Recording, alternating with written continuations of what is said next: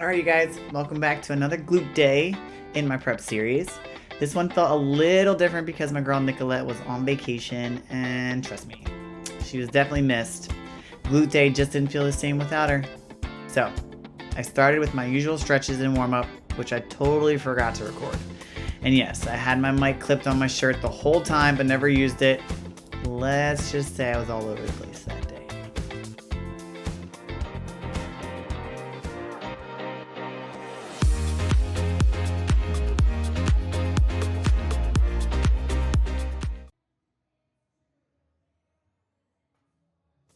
I kicked things off with the Dumbbell RDLs. You might remember from our last glute day video with Nicolette that I've really been working on my form. My focus here is not letting my knees turn out and hinging back a little further, driving through my feet to target the lower glute tie-ins and not focus so much on my upper glute, which is what I was doing last week. So this one here, I really tried to focus in. I actually went down in weight as well. I think I was doing 20 pounds there. Which allowed me to, again, focus in on my form and my stance and not the actual pulling of the weight. So this one was a tough one.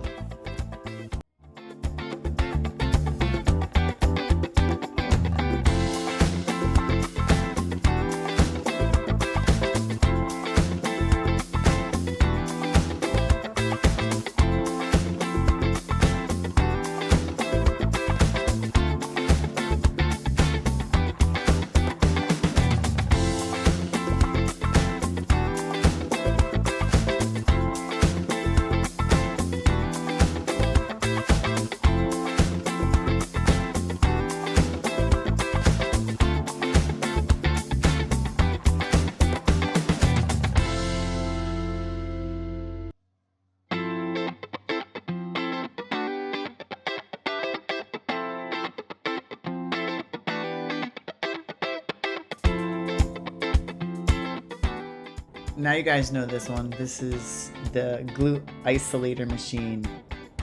The torture chamber, as I would call it. I did do the 35 pounds and it humbled me quickly, like always. If you guys were watching any of our other videos, you already know that you do not need much weight to really activate the glute area with this movement. The pushing through the feet, the knees, the hips, really focusing in, not leading with the chest was all I could think about while doing this without Nicolette. And I did okay. I feel like I really locked in and focused in on my form with every single one of those reps. And believe me, I felt it. This one always makes me cringe.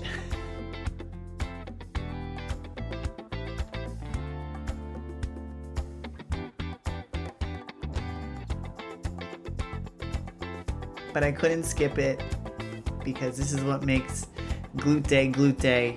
So even though Nicolette wasn't here, I made sure to do this machine and again cry a little inside and outside.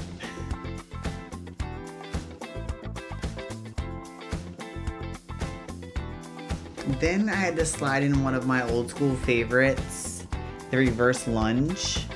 This here became a absolute staple for me in my off season, especially trying to create a balance and correct my imbalances in my hamstrings and my glutes due to my structural unevenness. So I made sure that this one was a little on the lighter side. I also wanted to really focus in on keeping my ankle aligned with my knee so that I could get that full glute stretch and control the weight with my glute and hamstring tie-in and not my quad. I didn't want to make it a quad focused movement. So again, this is one of my absolute favorites. I tried to push through the glute to power back up, and it takes a lot out of you, but again, one of my favorites.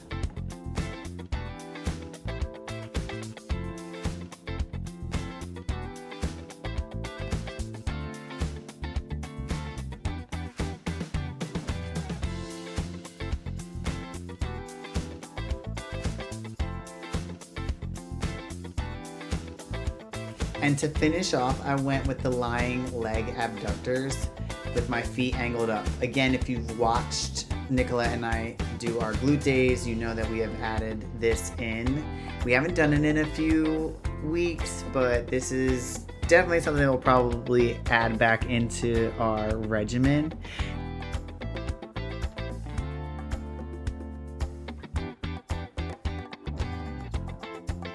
The trick here is to keep your back on the bench and your heels down, toes up, and use your knees to push the pads apart.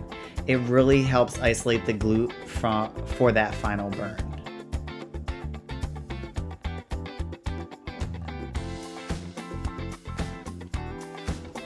And of course, no glute day is complete without a little posing practice to stay sharp for the stage. I'm under 10 weeks out now and I can feel everything tightening up.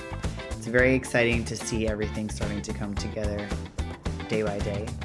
So again, like I've said before, please practice your posing. If you don't know what to do, get a posing coach. Because posing is just as important as the weight training and the nutrition, like I've said before. Now next week, Nicolette will be back and we'll be in full swing together. Prep mode is officially on. Thanks again for watching my channel. Don't forget to like, subscribe, and comment. See you guys in the next one.